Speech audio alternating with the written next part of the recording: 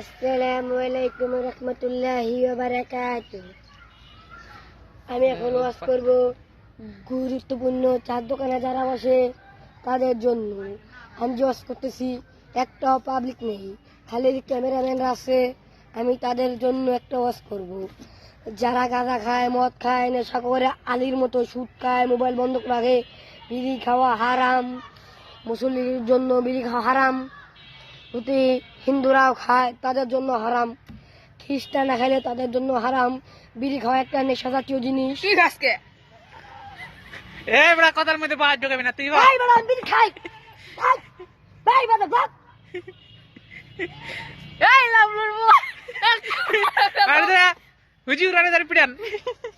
ও একজন লুচ্চইজা, ও শ্যামুলি এটা ভিডিও দিও না।